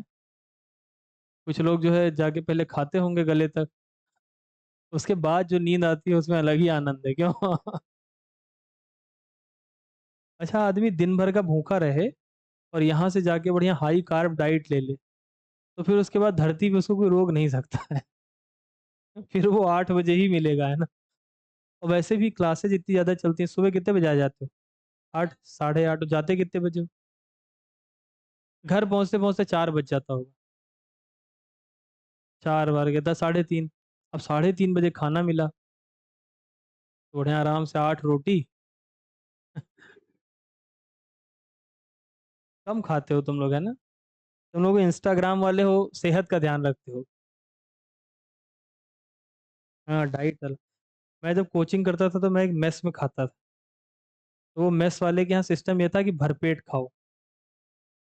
तो 90% बच्चे जो थे तो वो जाते थे, थोड़ा ही थोड़ा खाते थे। मैं और मेरा एक दोस्त था। तो हम दोनों सवेरे कोचिंग जाते थे, साथ में बैठ के पढ़ते थे। बस इस बात का इंतजार करते थे कि क्या हो जाए, छुट्टी हो जाए। और छुट्टी हो जाती थी, फिर उसके बाद चले जाते थे। बृहस्पतिवार को मिलता था आलू पराठा और मंचूरियन। तो उस दिन हम लोग पूरी तैयारी के साथ जाते थे। गुरुवार के दिन 8 9 पराठा खाते थे बढ़िया। आह, आह। चलो अच्छा, बहरहाल फिर इसी सब पे आ जाओ। बताओ, एयर इंसुलेटर है कि कंडक्टर? Depending on condition. पहले लोग क्या मानते थे कि एयर क्या है? इंसुलेटर। बाद में बिजली देख के क्या लगा? कंडक्टर। इन्होंने कौन सा एक्सपेरिमेंट करा? Tube experiment. ट्यूब एक्सपेरिमेंट में कितना वोल्टेज लिया? कितना प्रेशर लिया? 10⁻⁻⁴।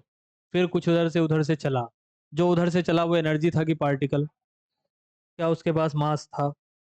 क्या उसके पास वेलोसिटी थी? क्या उसके पास मोमेंटम था? क्या उसके पास काइनेटिक एनर्जी थी? क्या वो सामने वाले पदार्थ को हीट कर सकता था? क्या वो पहिया घुमा सकता था? क्या वो इलेक्ट्रिक फील्ड में डेविएट हो जाता था? क्या वो मैग्नेटिक फील्ड में डेविएट हो जाता था? क्या उसके पास चार्ज और मास दोनों था? कैसा चार्ज था? कैसा? नेगेटिव। इस रे का नाम रखा गया कैथोड। क्या नाम रखा गया? Cathode. The name of this रे वॉज कैथोड रे। अच्छा, दूसरी बात यह है कि इतनी देर से जो मैं आपको बता रहा था, मास था, ये था, वो था, दुनियादारी था, वो सब मैं आपको बता रहा था प्रॉपर्टीज ऑफ कैथोड रे। क्या बता रहा था? Property of cathode. और जो पार्टिकल उधर से आ रहे थे, उन पार्टिकल का नाम रखा गया बाद में इलेक्ट्रॉन। क्या नाम रखा गया? इलेक्ट्रॉन। अच्छा, अब अगर आपसे सवाल पूछा जाए कि कैथोड रेस क्या होती हैं, तो आप कहेंगे बीम ऑफ इलेक्ट्रॉन। क्या होती हैं? बीम। बी मतलब बहुत सारे इलेक्ट्रॉन चलते आ रहे हैं, उन्हीं को कौन सी रे कहा जाता है? Cathode ray. तो cathode ray is a beam of electron. Electron पे कैसा चार्ज होता है? नेगेटिव। क्या इलेक्ट्रॉन इलेक्ट्रिक फील्ड में डेविएट होता है? मैग्नेटिक फील्ड में होता है? क्या इसका मास भी होता है? कुछ लोगों को याद भी होगा, 9.1 इंटू 10⁻⁻31 आगे क्या, किलोग्राम। क्या इस पे चार्ज होता है? कितना होता है? 1.6 इंटू 10⁻⁻19 कूलॉम। इलेक्ट्रॉन की खोज किसने की थी? जे जे थॉमसन। किसने किया था? जे जे थॉमसन। किस एक्सपेरिमेंट से किया था? Tube experiment. इलेक्ट्रॉन की खोज किन रे से करी गई थी? Cathode ray. इलेक्ट्रॉन पे कैसा चार्ज होता है? नेगेटिव। जान गए। अब एक सवाल जो एम्स ने पूछा था वो बताता हूँ। एम्स ने पूछा था, नहीं अभी नहीं बताएंगे कि बता दें? चलो बता देते हैं। अभी एक और बात बताते हैं, उसको सुन लो बस, थोड़ी सी बात, फिर मैं आपको वो बात बताता हूँ। वो बात ये है बच्चों कि इन्होंने ये सब करा। ये सब करने के बाद इन्होंने देखा। अच्छा एक और बात बता देते हैं पहले। क्या आपको बैटरी याद है? एक तरफ प्लस था और एक तरफ क्या था? माइनस।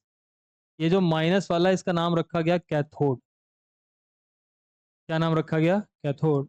और जो प्लस वाला है इसका नाम क्या है? एनोड। तो वो जो रे थी जिसका नाम कैथोड रे रखा गया था, वो यहां से चल रही थी और किधर जा रही थी? इधर। बताओ, अगर कोई नेगेटिव से दूर भाग रहा है और पॉजिटिव की ओर जा रहा है तो उस पे खुद पे कैसा चार्ज होगा? नेगेटिव। तो ये कौन सी रे थी? Cathode ray. बाकी इसकी प्रॉपर्टी मैं आपको बता चुका। फिर इसके बाद इन्होंने क्या किया? इसके बाद ये लोग और एक्सपेरिमेंट करने लगे। तो इन्होंने देखा कि ये कैथोड रे इधर से इधर की तरफ जा रही है। कैथोड रे किधर से चल रही है? कैथोड से चल रही है और किधर की तरफ जा रही है? एनोड की तरफ। तो एम्स वालों ने सवाल पूछा था कि क्या कैथोड रे की उत्पत्ति कैथोड से होती है? तो इसका जवाब था नहीं। कैथोड रे की उत्पत्ति हवा से होती। बीच में कौन है? हवा। लेकिन ये इधर से इधर की तरफ चल रही है, तो ऐसा प्रतीत होता है कि इसकी उत्पत्ति कहाँ से हुई है?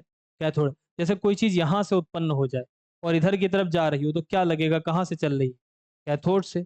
तो क्या कैथोड रे की उत्पत्ति कैथोड से होती है? नहीं। क्या उसकी उत्पत्ति कैथोड से होती हुई प्रतीत होती है? Yes. It seems to be originating from cathode. It does not originate from cathode. It seems to be माने ऐसा लगता है that it is originating from cathode. इसके बाद इन्होंने क्या किया? इसके बाद इन्होंने ये जो कैथोड थी इसमें कुछ चेंजेस वेंजेस करे और इधर की तरफ एक स्क्रीन लगा दी और यहाँ पर एक पदार्थ लगा दिया, उसका नाम था Z N S. Z N S माने जिंक सल्फाइड। कुछ समय के बाद इनको ऐसा महसूस हुआ कि एक रे इधर से भी चल रही और वो इसको पार करके इधर जाके इससे टकरा रही है। ये रे किस चार्ज की होगी? पॉजिटिव। इसका नाम इन्होंने क्या रखा? एनोड रे। कौन सा नाम रखा? एनोड। क्या एनोड रे की उत्पत्ति एनोड से होती है? नहीं। क्या एनोड रे एनोड से उत्पन्न होती हुई महसूस होती है? यस। बाकी सब सेम है। बाकी क्या इनके पास मास होता है? क्या इनके पास वेलोसिटी होती है? Yes. Momentum? Yes. Kinetic energy? Yes. क्या ये भी पहिया घुमा सकते हैं? यस। क्या ये डेविएट हो जाएंगे? यस। लेकिन जिधर वो डेविएट हुए थे उधर ही की अलग है? अलग। अब मैं आपको एक क्वेश्चन बोलता हूँ, आप मुझे बताओ कि which of the following statement is wrong. पहला, cathode ray and anode ray both can rotate a paddle wheel.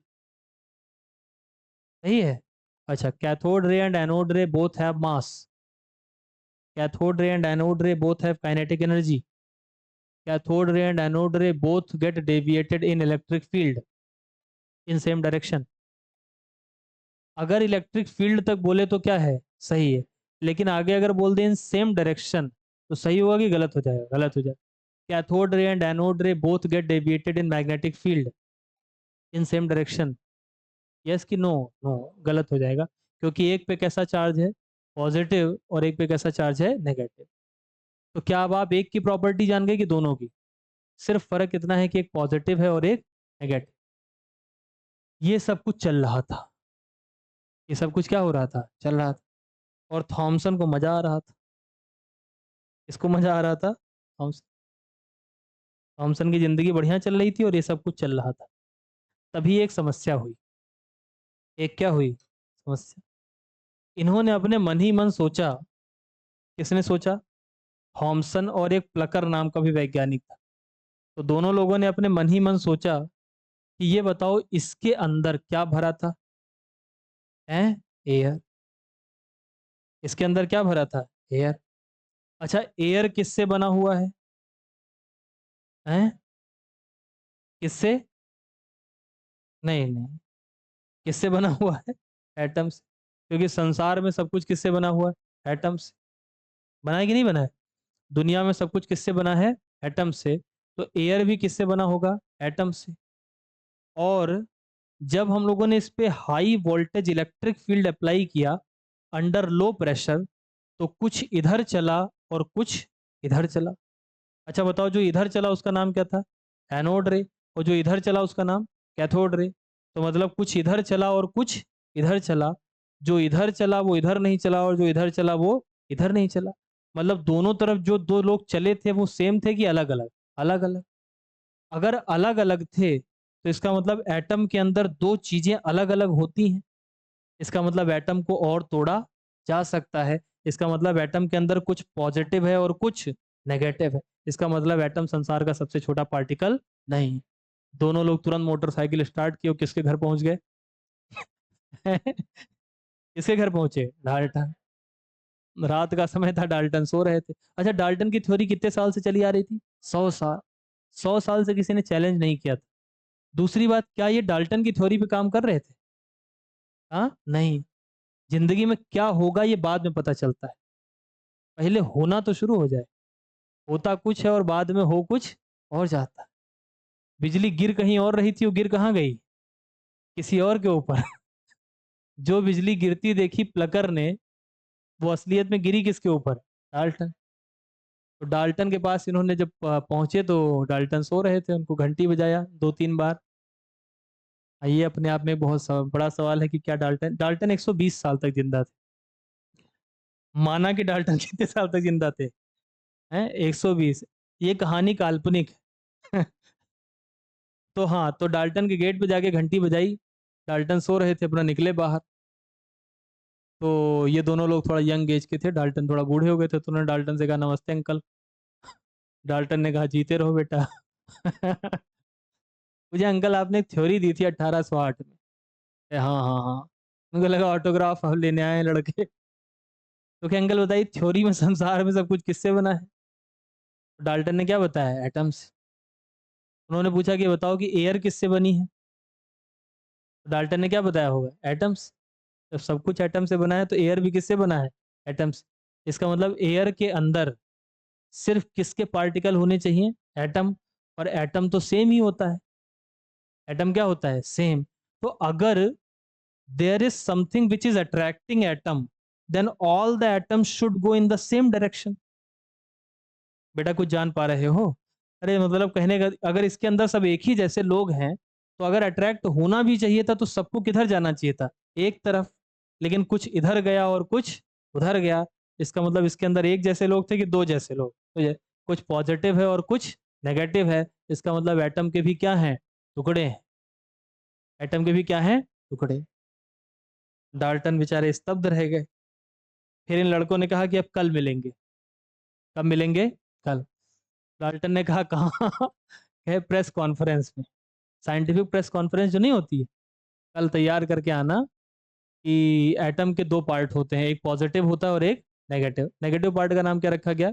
Electron. Positive part का नाम प्रोटॉन। थॉमसन ने खोज की थी किस पार्ट की? नेगेटिव। और पॉजिटिव प्रोटॉन था, उसकी खोज की थी चैडविक ने। नहीं, गोल्डस्टीन। गोल्डस्टीन और रदरफोर्ड ने मिलकर खोजा था, अलग अलग समय पे। उसका याद करने का एक वो निमोनिक क्या बोलते हैं उसको, ईट पग नाची दुनियादारी, वो सब बाद में बताएंगे। अभी आज की बात से आप ये जान गए कि संसार में सब कुछ किससे बना है? एटम से। अब कैथोड रे की प्रॉपर्टीज में आपको कुछ कुछ बताता हूँ। पहला, लिखोगे कि नहीं लिखोगे? लिखो फिर। केजीएमयू के हॉस्टल मेस में नॉनवेज बैन। गूगल पे न्यूज आई है। हाँ हाँ, हाँ। ये अलग किस्म कह रहे हैं सर, सब कुछ एटम से बना है तो नॉन वेज भी किससे बना है? एटम से। और वेज भी किससे बना है? एटम। सब खाना चाहिए और क्या। चलो अच्छा, तो अब हम लोग लिखेंगे क्या? हम लोग लिखेंगे C/P 3, C/P 4। इसको आपको करके आना है किसमें? होमवर्क में। वो लोग जो पहले से पढ़ रहे थे, जो नहीं पढ़ रहे थे वो मजे करें, अभी उनको कल से होमवर्क दूंगा, ठीक है? अभी आज हम लोगों ने कौन सा चैप्टर स्टार्ट किया है? Structure of atom.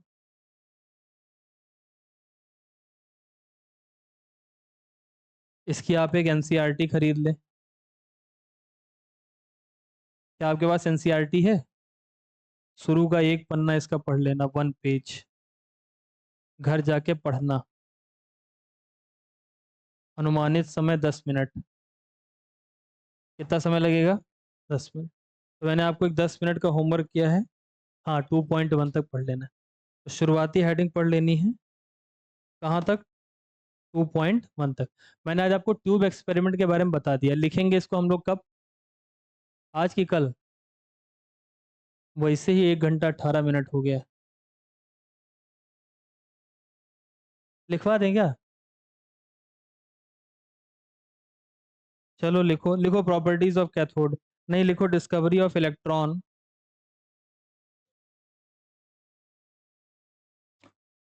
Dalton's atomic theory लिख लिए? लिख लिए?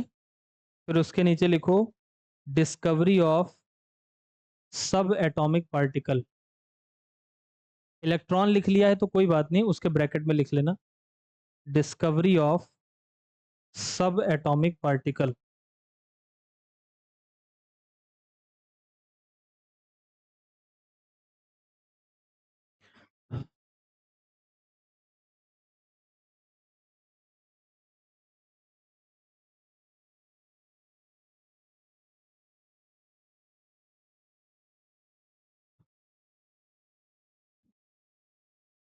डिस्कवरी ऑफ सब एटॉमिक पार्टिकल।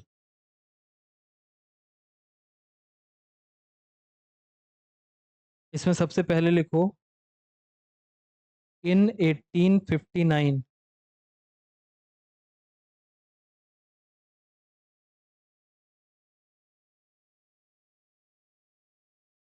इन 1859 जूलियस प्लकर, नाम क्या है इनका? Julius Plucker. In 1859 Julius Plucker started the study of started the study of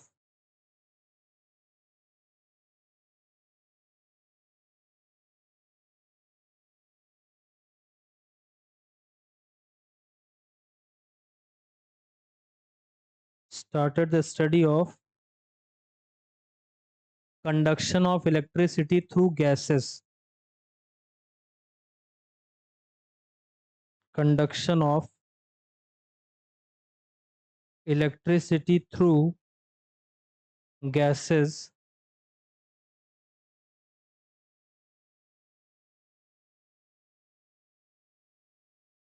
in in partially discharged tube, sorry, partially evacuated tubes. In partially evacuated tube. इन्होंने study करना शुरू किया किसमें? Partially evacuated. अच्छा, इवैक्यूएटेड माने क्या होता है? मतलब जिसमें हवा खींच लो, वैक्यूम बना दो। क्या हम लोग पूरा वैक्यूम बना देते हैं? नहीं। पूरा वैक्यूम माने जीरो रह जाए। तो पार्शियली इवैक्यूएटेड ट्यूब, यहाँ ब्रैकेट में लिख लेना pressure is equals to 10⁻⁻⁴ atm।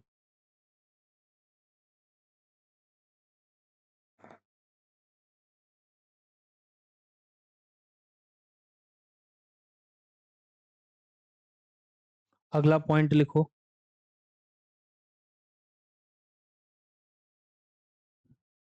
The electrical discharge.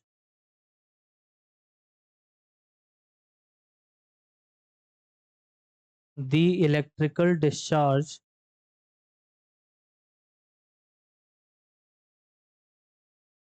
through the gases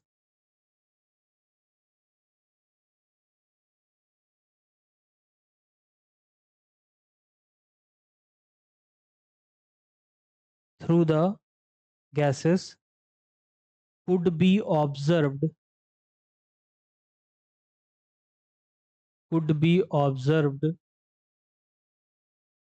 only at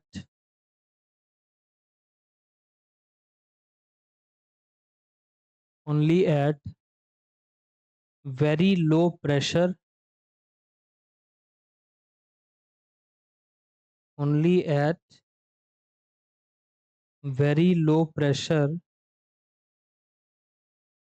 and very high voltage. Very low pressure and at very high voltage.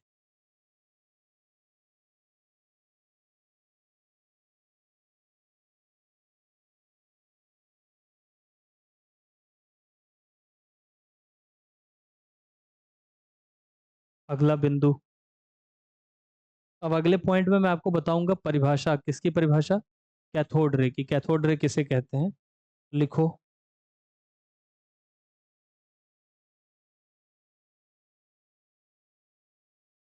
when sufficiently high voltage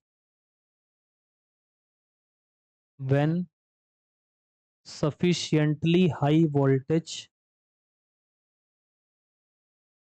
is applied across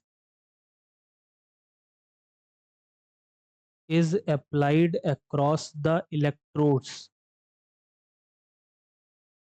is applied across the electrodes।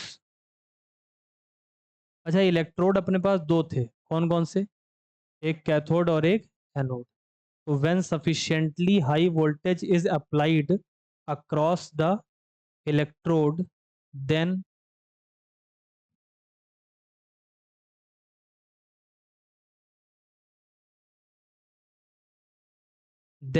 current start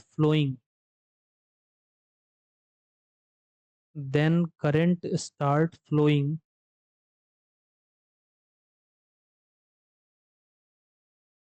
through a stream of particle,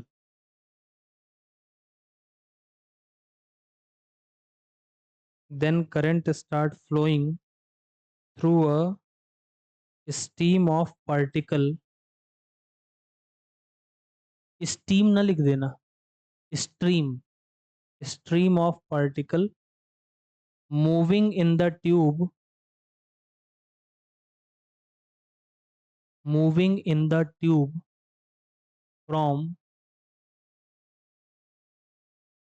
from negative electrode,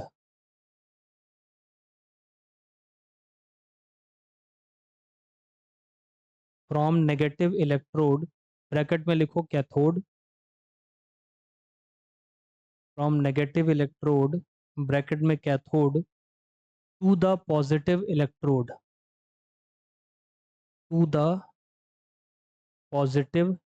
electrode.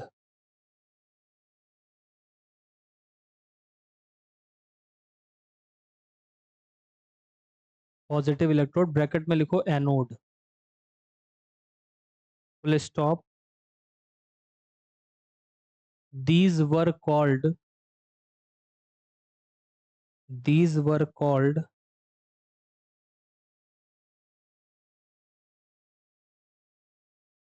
cathode rays, these were called cathode rays or cathode ray particle, these were called cathode rays or cathode ray particle।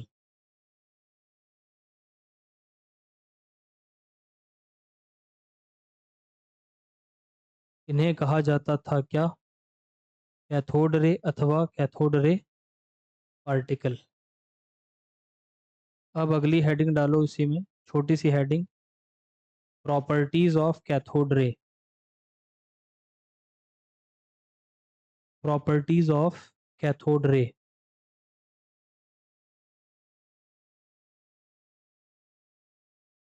Property of cathode ray में सबसे पहली property, cathode ray straight line में चलती है।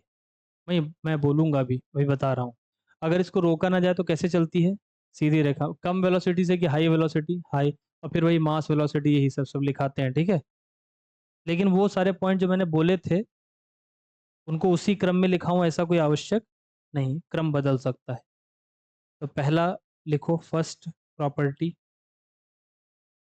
दे travel in straight line, they travel in straight line from cathode to anode, from cathode to anode,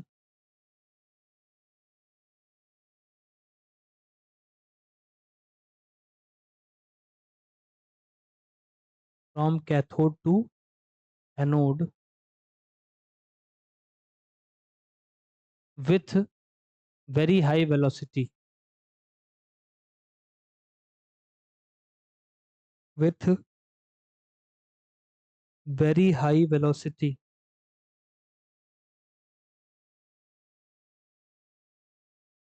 अगला point,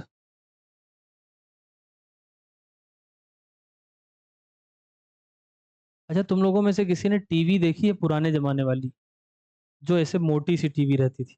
आजकल flat TV आ गई क्योंकि एलईडी स्क्रीन आ गई। पुरानी वाली देखे हो? उसको कभी खोल के देखे हो, या कहीं खुली किसी दुकान पे देखे हो? तो अगर आप उसको देखोगे ध्यान से, तो जो पुरानी वाली टीवी होती थी उसका अगर लैटरल व्यू लिया जाए, फ्रंट में तो ऐसी दिखेगी, लेकिन अगर उसका लैटरल व्यू लोगे तो वो ऐसी रहती थी, फिर ऐसे एक ऐसे ऐसे ऐसे टाइप का रहता था। अगर आप इसका ये ढक्कन उतार दें तो ढक्कन उतारने पे आपको पता चलेगा कि यहाँ पे एक ऐसे करके एक ट्यूब लगी रहती थी, ऐसे मतलब सेटअप रहता है। और यहाँ पे ये जो आपको स्क्रीन दिखाई देती है, ये स्क्रीन होती है और ये ट्यूब है। होता क्या है कि ये, this is an example of cathode ray tube. Picture tube इसको बोलते थे पहले, बोलते नहीं थे पिक्चर ट्यूब खराब हो गई। वो वाली टीवी का तुम लोग देखे नहीं हो जमाना, तो उसमें बोलते थे पिक्चर ट्यूब खराब होगी। तो होता क्या था कि इसमें वही होता है, जो एक्सपेरिमेंट अभी मैं बता रहा हूँ वही एक्सपेरिमेंट होता है। तो यहाँ से वही चलता है इलेक्ट्रॉन, इलेक्ट्रॉन हाई स्पीड से चलता है। यहाँ इसको परफोरेट करके रखते हैं कि वो इससे उस पार चला जाए, और उस पार जाने के बाद वो यहाँ पर आके टकराता है। और जब ये यहाँ पे आके टकराता है तो इस स्क्रीन पे जिंक सल्फाइड की कोटिंग रहती है। और जिंक सल्फाइड की खासियत ये है कि अगर ये इससे आके टकराएगा तो ये चमक जाएगा। ये क्या होगा? चमक जाए। और कहीं चमक जाए और कहीं ना चमके ही पिक्चर है। Have you seen pixels? अरे मतलब फोटो को ऐसे बढ़ाते बढ़ाते बढ़ाते चले जाओ तो वो नहीं छोटे छोटे टुकड़े में आ जाती है। पिक्सल जानते हो कि नहीं? तो एक्चुअल में जो आपकी पिक्चर होती है वो सिर्फ कुछ नहीं होता है, बस एक जगह किसी इंटेंसिटी से चमका, एक जगह किसी, चमकने को ही पिक्चर बोलते हैं। और लगातार चमकने लगे तो उसको एनिमेशन या फिर वीडियो बोल देते हैं। या आपको बाद में पढ़ाया जाता है। तो इसमें कुछ और नहीं होता है, बस वो कहीं चमक रही होती, कहीं नहीं चमक रही होती। बेटा वो देखे हो कैलकुलेटर? कैलकुलेटर में जब दो लिखना होता है तो देखे होगे कि ये जो दो दो वाले ये सब होते हैं ये चमक जाते हैं, नहीं देखे हो? बाकी नहीं चमकते। अच्छा उसको अगर ऐसे तिरछा करके देखो तो सब आठ ही होते हैं। होता है कि नहीं होता है? लेकिन जब आप एक कोई बटन दबाते हो तो उसमें कुछ पर्टिकुलर ही तो चमक जाते हैं।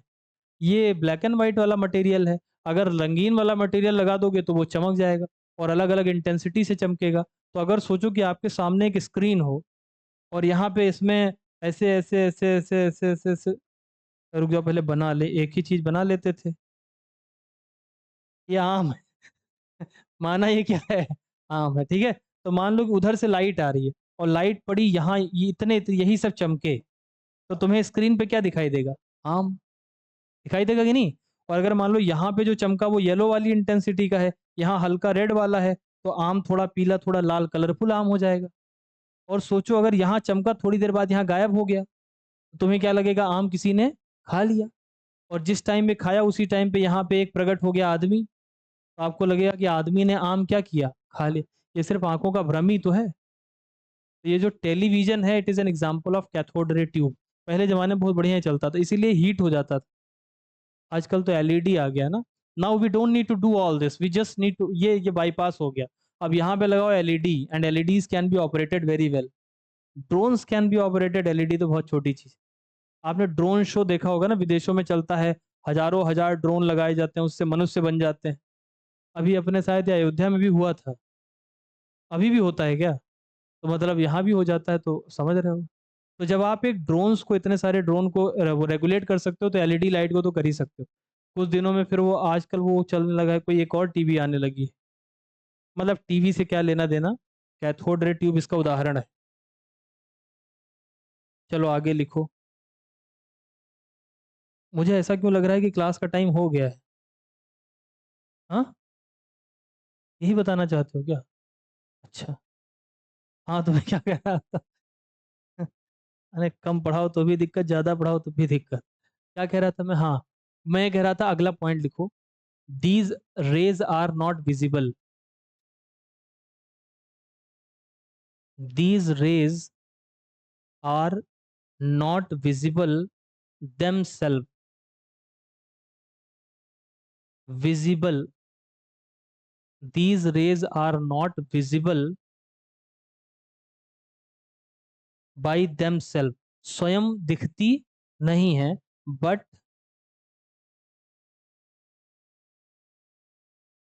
but with the help of certain kind of material।